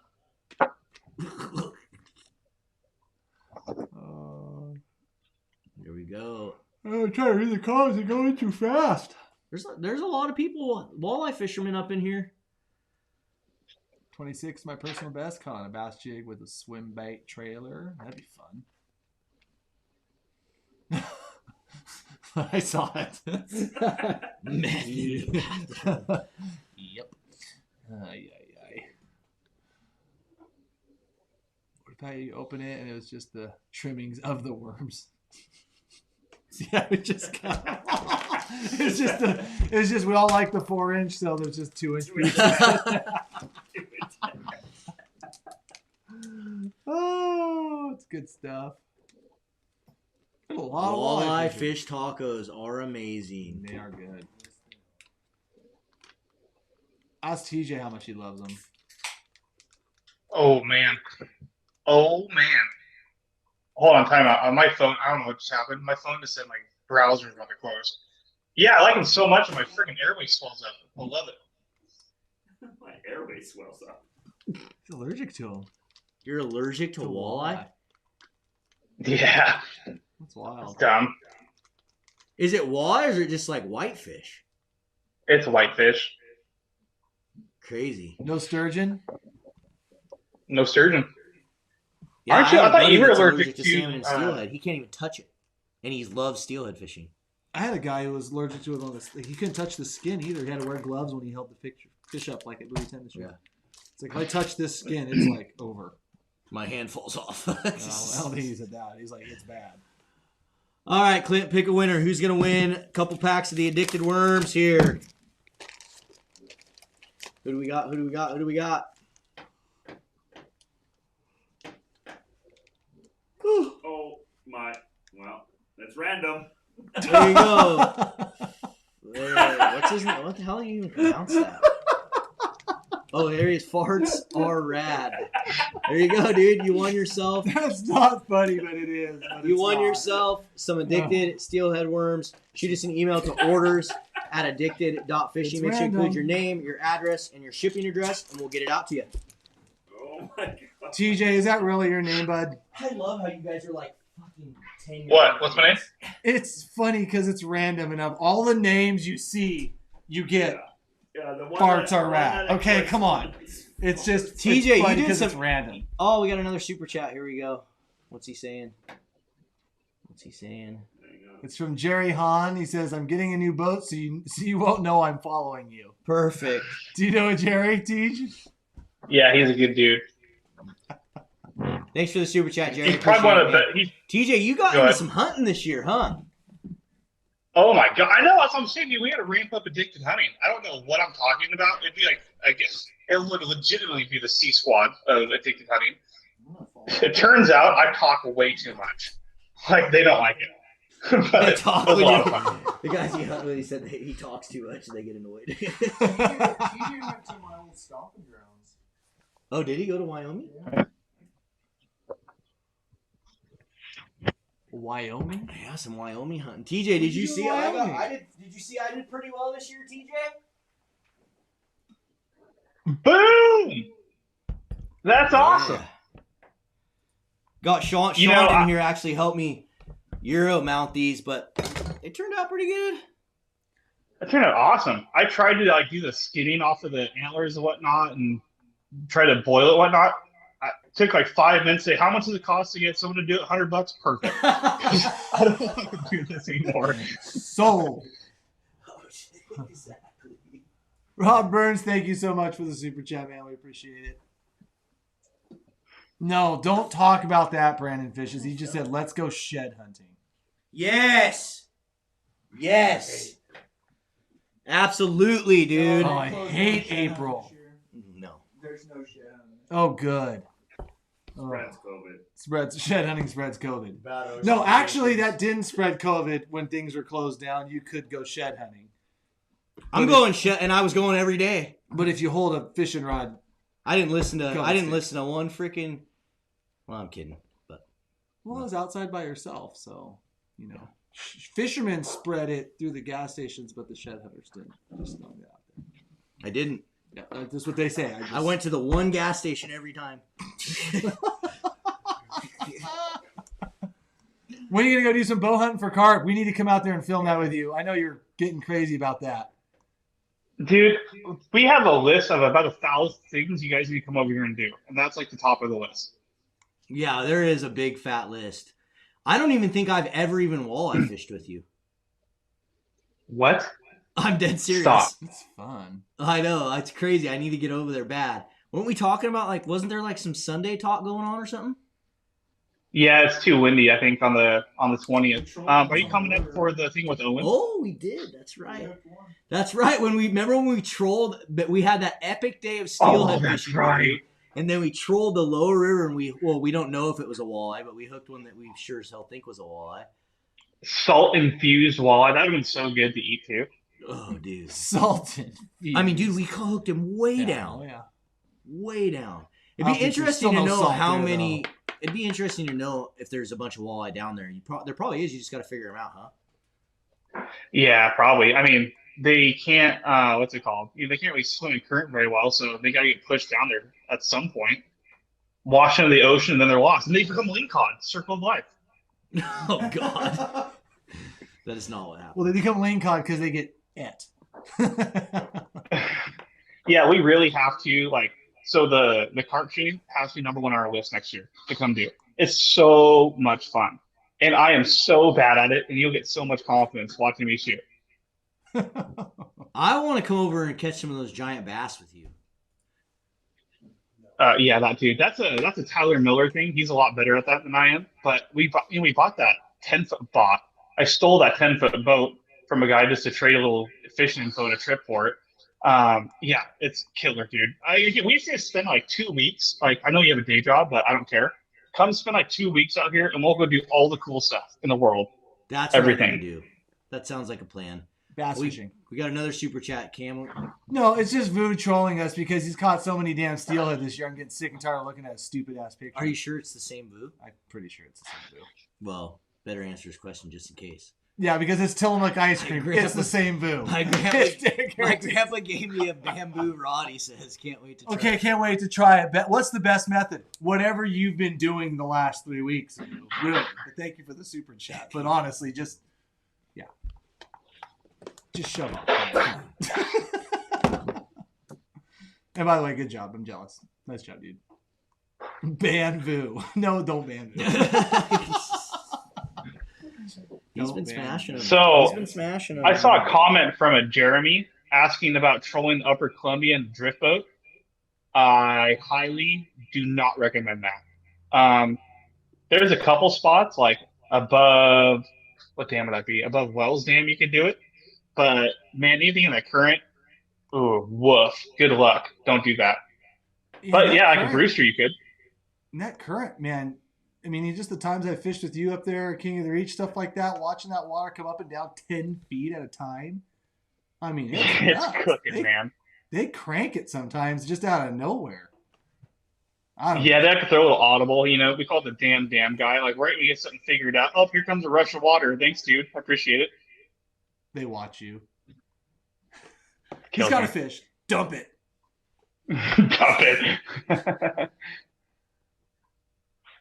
Reading some of these comments here. Yeah. Wait. Oh, that's what he was asking. Got it. Really want to see some addicted hunting videos from TJ and Jordan. We do need to do some more. You don't want to see me. videos. I promise you don't. We do. And Brandon says, "Can we please get a few shed hunting videos?" Oh. I would love it. Yeah, the camera's gonna be pointed at the ground the whole time. There he is. He's getting away, boys. Oh, there you go. Cool. I mean, dude, I could watch what's his name shed hunting videos all day long. In fact, I do watch them. We have a couple. We need to find my shed spot. I looked for your shit I sucks. know. I went to your exact pins and there was nothing there but freaking blackberry briars that I had to crawl through. It was terrible. I'll find it. It was terrible. I'll find it next year. It was terrible. What about catfishing, TJ? Is there any you do any catfishing over by where you're at? Dude, any like redneck activity you can think of that can be done in suspenders, we can do out here. Okay, perfect. Where's the new Where's the noodling, bud? Okay, no, I'm not doing that ever. Sorry. Ever? But I mean, if we Yeah, get my no. wife there in a bikini, I'll do it. That'd be kind of awesome. But dude, I mean, like I said, anything like redneck good time, all about it. I think I showed you guys a photo of a guy that had like, I don't want to exaggerate, but like 50 catfish on a stringer up here from the Yakima River, dude. It was insane. We don't do that well, but yeah, there's a lot of them up here. Yeah, I want to do some more of that this year. Yeah. Definitely. Well, hey, how about we come out here and do it? Instead of like every year we do this, we talk about, oh yeah, I'll come out west and we'll film a bunch of videos. You guys come out here, and guess what? It never happens. This year will be it happen. different, buddy. This year it's Trust happening. me, it's different this year. All right, let's do it. I promise. Hold me to it. Well, TJ, I think we're gonna get off here. It's my bedtime, dude. It's time to go to bed. And you got a kid, you got to go read a bedtime story too. Yeah, he better be asleep and I'll whoop his ass. All right, man. Thanks for tuning in, TJ. Look out for future videos, guys. We're going to be filming with TJ in the coming months. So I have read all your guys' comments. There was a prevailing amount of yeses that you want more TJ on the channel. So we'll make sure we get that on the channel. Thanks, TJ. Have a good night, man. Awesome, guys. Thank you so much. Too bad.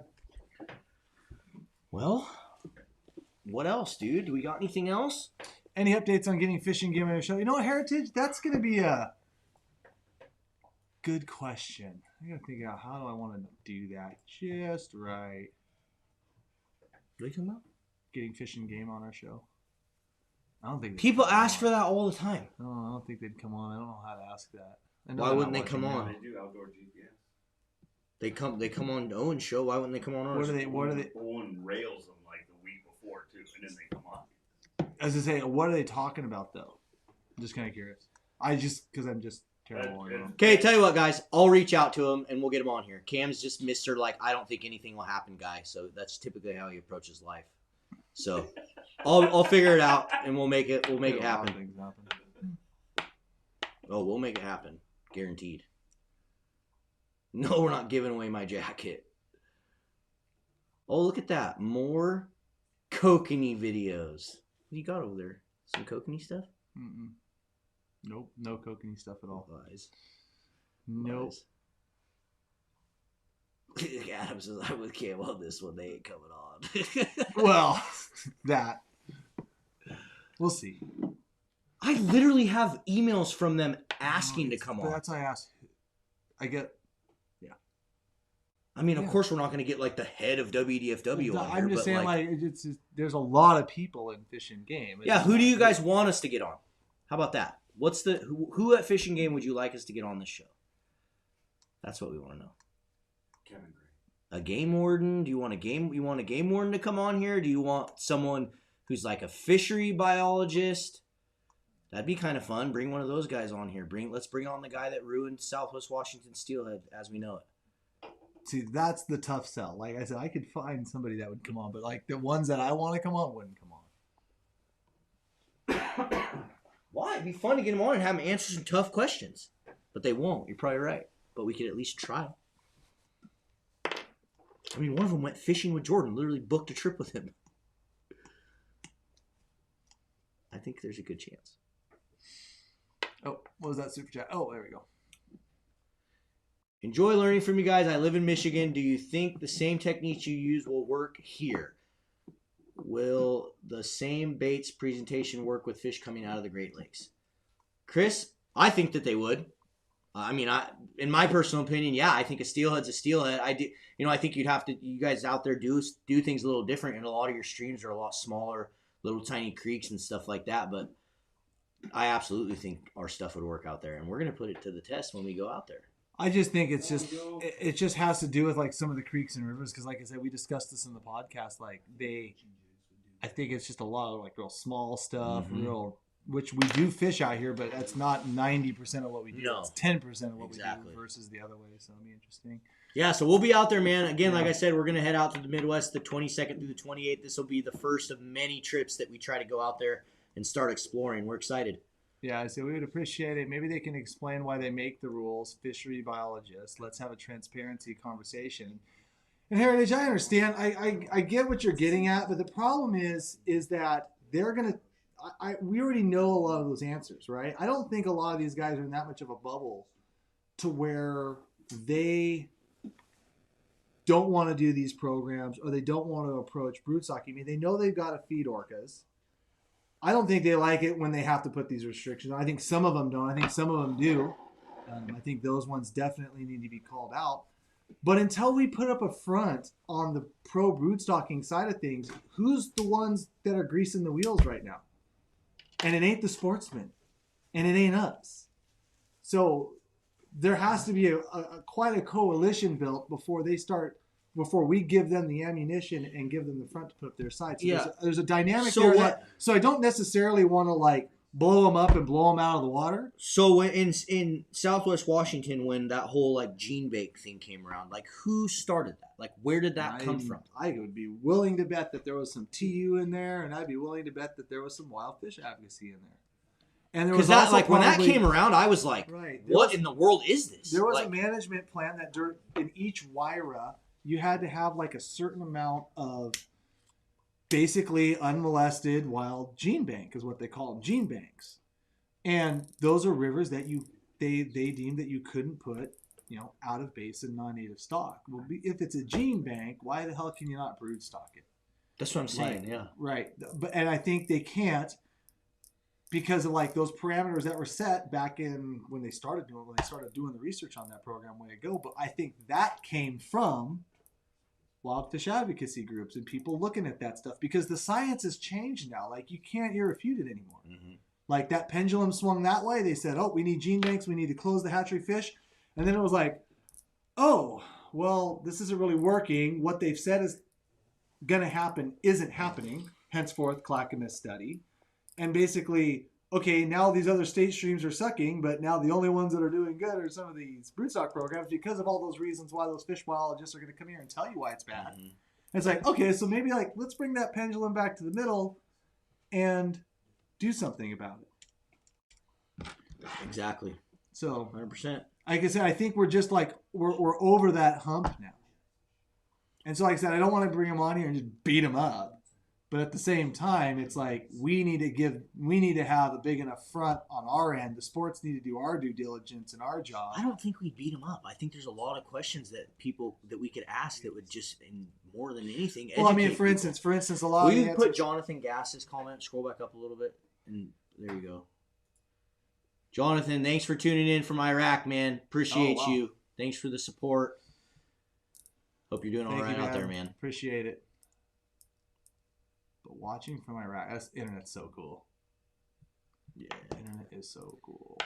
Yeah, I've seen a few people saying bring Outdoor Chef Life. I've actually been talking to him a lot through Instagram, so I think we definitely will be collabing with Outdoor Chef Life at some time in the future. I just don't know when yet. But yeah, I've been talking to him a lot through Instagram, so we'll be hanging out.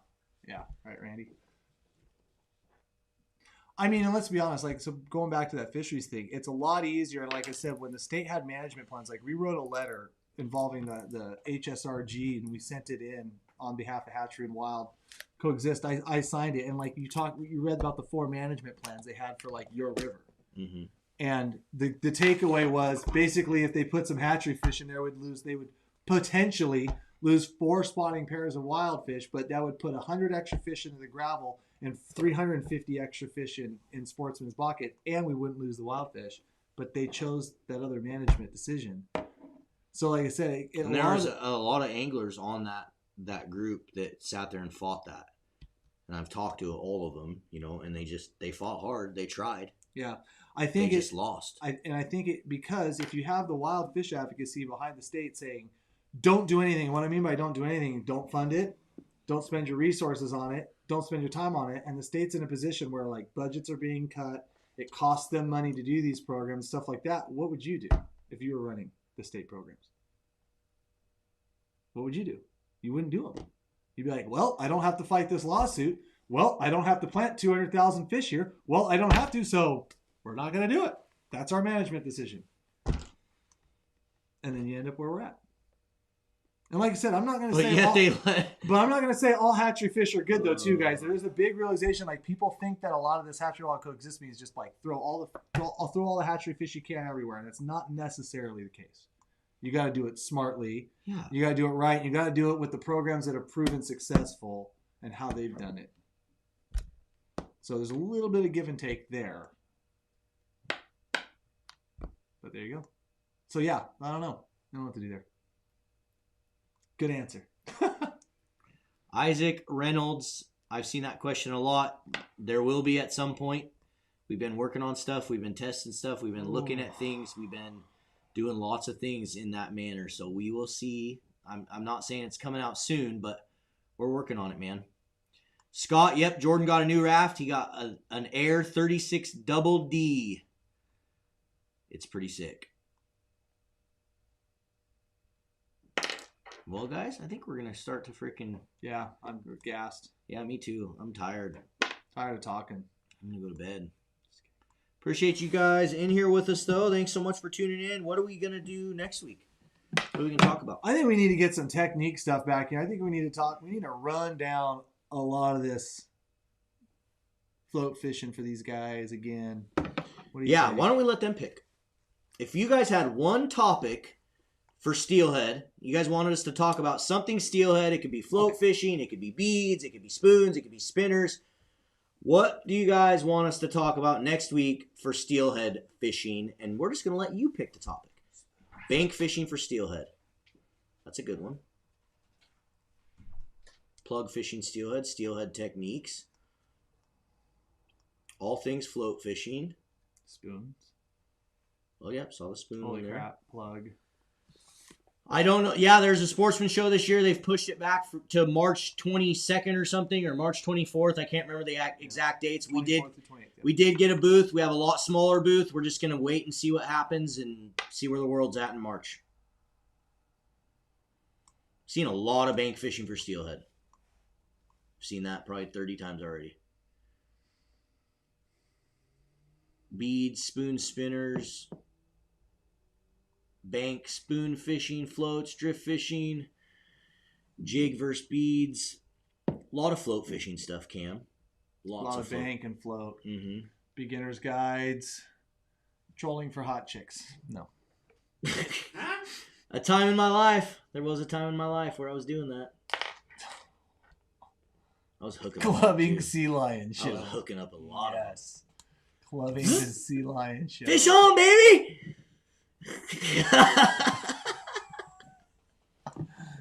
Just never mind. Oh, kayak fishing. Yeah, there may be some kayak fishing stuff going on. That is a realm that we need to do. I can't say I've ever caught a salmon or steelhead from a kayak. I want to, though. I want to. I want to be like those guys like out in the ocean, like doing the jetty. You seen that? Yeah. At our neck of the woods? Like, that's just like baller status. I want to go do that. It looks fun. Winter bashes. I don't know what's going to happen on bashes, man. We want to do bashes just as much as you guys want us to, but we just can't right now, and we're just got to kind of wait and see where the world goes. I think once you start seeing sports happening again and stadiums filling up and movie theaters opening, then that's when we'll start doing bashes again. Until then, we're kind of at nothing we can do. If I had millions of dollars and I could just go against the man, I would, but I don't have that kind of money to risk. So I don't really feel like getting fined thousands and thousands of dollars, unfortunately. It sucks, but it is what it is right now. Saw lots of bank fishing, dude. I saw lots of float fishing stuff. Great content. Bought my first fly rod today. Well, I'll have fun starving. I mean, just kidding. Awesome, dude. What'd you get? What did you get? A trout fly rod, a steelhead fly rod? What are you gonna go out there and do, dude? Reading water for steelhead. That would be a good one. I've seen that a few times. It is so hard if you don't have like water in front of you. Yeah, we'd have to just use video clips or something. Yeah. Steelhead run timing, when to use bait.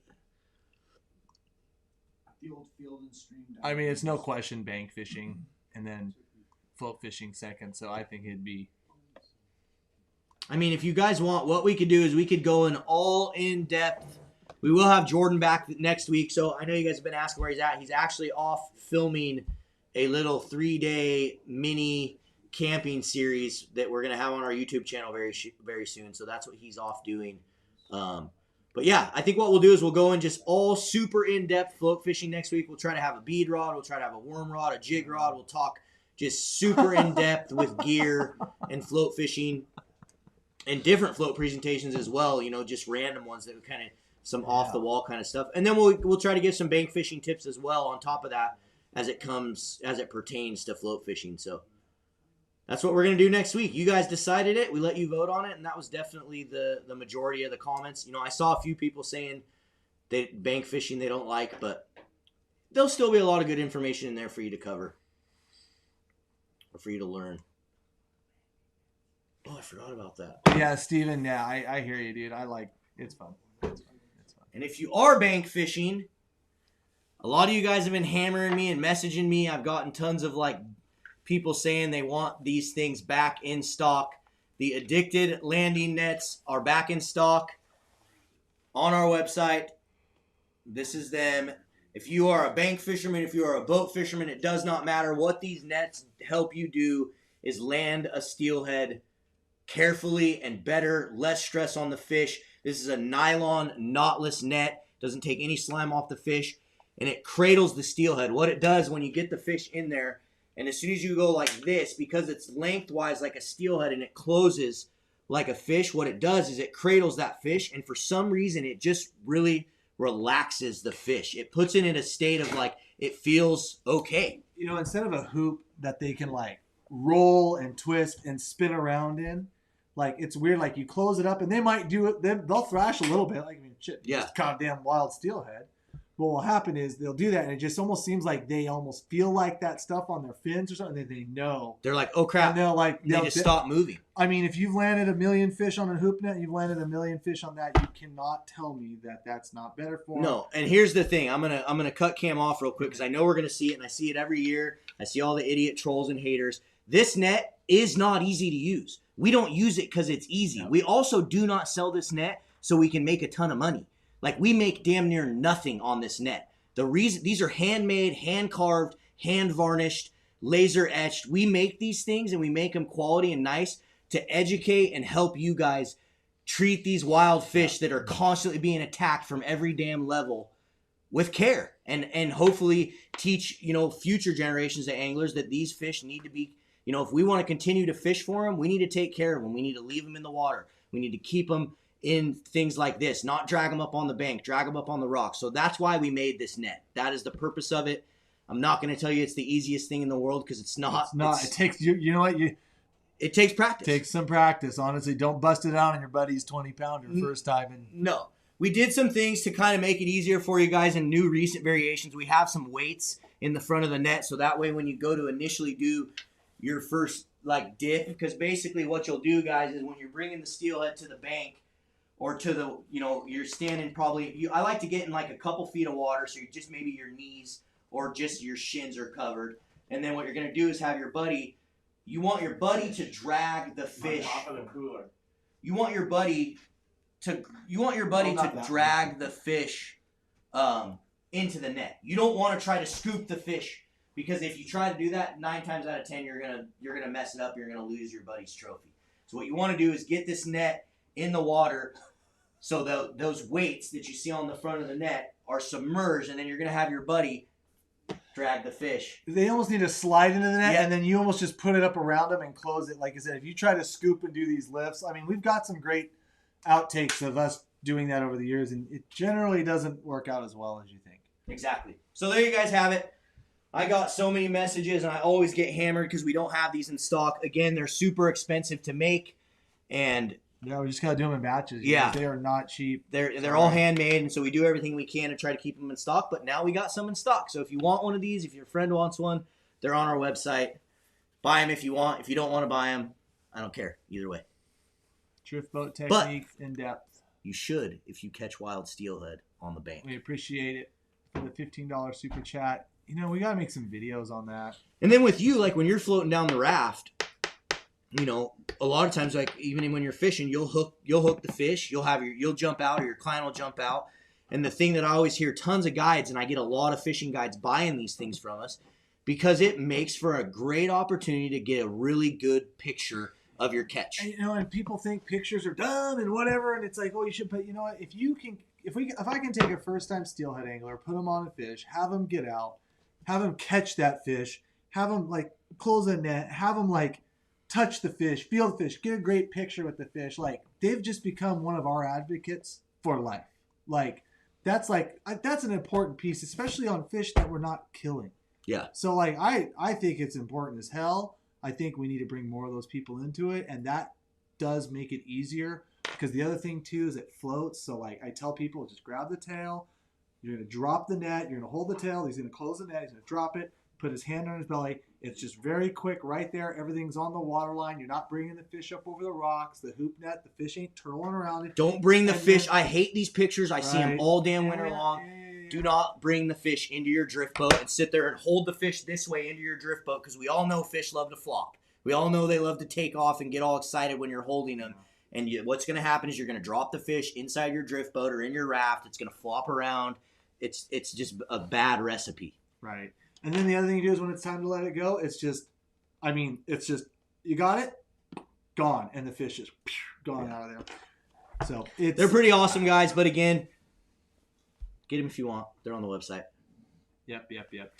All right, guys. And Glenn, yes, you're right. We didn't see too many good switching videos because they haven't come out yet. Let's pick one more winner. Because we wait till after the season to post. Pick one more winner. Let's go. On what? Oh, wait. Did you say pick a winner or what? What did you say? Yeah, I got to get a prize, though. Oh. What did you say? Didn't He's like, oh, we didn't have too many videos out. It's like, oh, they're still coming. Mm. We don't put stuff out right away. You should know that. Okay. Here's what we're going to do, folks. The keepers are easy to get a good picture. Bonk. I know they hold a lot less. They hold way more still when they're out of the water for 2 minutes, don't they? Let's go.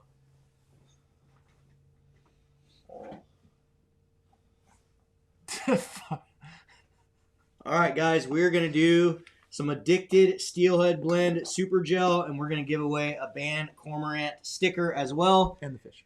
Clint, who do we got? Who do we got as a winner here? No, we ain't giving away freaking Fishy. Slimy the Steelhead. Slimy Snot Rocket Steelhead. Watch for hooks and use eye. Yeah. I know, Joaquin.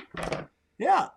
Yeah, dude, you're going to learn to duck and weave. Yeah. Like I said, That's it's the not winner. easier. That's the winner. Okay, there you go. Joaquin, you won won, yourself man. some Addicted Super Gel, a Band Cormorant sticker. Shoot us an email to orders@addicted.fishing. Include your name, shipping address, and let us know what you want. We'll get it out to you. I know we're going sturgeon fishing in a few weeks, but excuse me, haven't sent it to you because I'll forget it.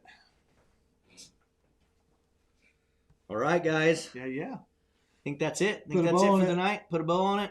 Appreciate you guys tuning in. Yeah. Next week, we'll be talking all in-depth float fishing, some bank fishing tactics. Tune in with us next week. What are you saying? Oh, that's right. Right before we leave here, we're going to finish these out. We're going to rip through these pictures, and then we're going to call it a night. Who do we got, Clint? Okay. Good job, dude. Okay. Hang on. I got this. I don't know why it's doing that. I don't know why. Okay, we're doing it. Cam's acting tired. all tired like he did anything today. I did. Fished all day. didn't do It's shit, tiring bro. day. Oh, I know. We're going to rip through the fan pictures. As you guys know, if you guys want to be featured on the show, send your pictures. Send them to orders@addicted.fishing, and we will try to feature some of you guys on the show. But here we go. Who do we got here, Clint? No name. No name, but he's got a nice salmon, it looks like. What is it? I can't see him, too. I'm blind. Steelies, don't it? Is it a steelhead? It might They're be. steelies, bro. I can't see, dude. I told you I'm blind. The picture's small. Those are steelies, bro. This is Emma. Oh, hells yeah. Nice. It's smallie fishing, right? Oh, yeah. Good job, Emma. Good job, Looks Emma. awesome. No name. Mr. No Name. Center pin. Dude, that's a fat freaking. That's a That is the chunk. definition of football right That is there, a boys and fat girls. one. Nice fish, man. Make sure you guys include your name. Include who you are so we can shout you Another out. Big brown. Isaac. We have to catch those when we go back. Yeah, Isaac. I have big fat browns like that on my bucket list, so I'm going to do that someday. That's a nice fish, man. Jay Calvin. Oh, I love it. He sent in a deer. Hell yes. Poor deer. And he's wearing an addicted hat, it looks like. Nice. Catching deers. Nice deer, dude. That's a freaking stud. Good fit. Good. I was going to say fish. Jeff. What is this? Oh, he's got his addicted mug. And it says addicted smoker. Or smoke. Huh? Addicted. I can't see because you got all sorts of shit on the screen. What is that? What is that in the center of the screen that shows you? Can you pull that off? There you go. Thank you. Thank you. It was covering the whole screen. I couldn't see anything. Producer for hire. Yeah, it's what did he make? Is that an addicted smoker that he made and he freaking etched out an addicted logo? Is that what that is, Clint? That's what it looks like. That's sick, That's dude. dope. That's pretty awesome, Jeff. Joshua Perkins. Joshua. Well, that's a cool pick. That is a really cool pick. What is that? Shark. A Jaws. shark? Yeah, it's a shark. No, it isn't. Dude, I'm blind. I need glasses. Lori. Beautiful salmon. What the F? Lori, nice fish. That's a nice fish. Michelle. Oh, hell yeah, That's Michelle. a great catch. She got the Addicted Winter Chrome kit. Thank you, Michelle. We appreciate that. Now send us a fish with it. Yeah, send us a picture of Beautiful. what you caught. And Zach. Nice, Zach. That's a chromie, dude. Does spinner in its mouth? I can't tell. There's something shiny in its mouth there. Good job, Zach. Zoom in on that, please. Nice fish. We have to. I can't off camera. Oh. In the Beckman. Oh. All right, everyone. If you guys want to send your pictures, if you want to have them featured in on the show, shoot us an email to orders@addicted.fishing and just send us your pictures. We'll try to feature them up. Thanks again for tuning in, everyone. We'll see you guys next week. We'll see you on the river.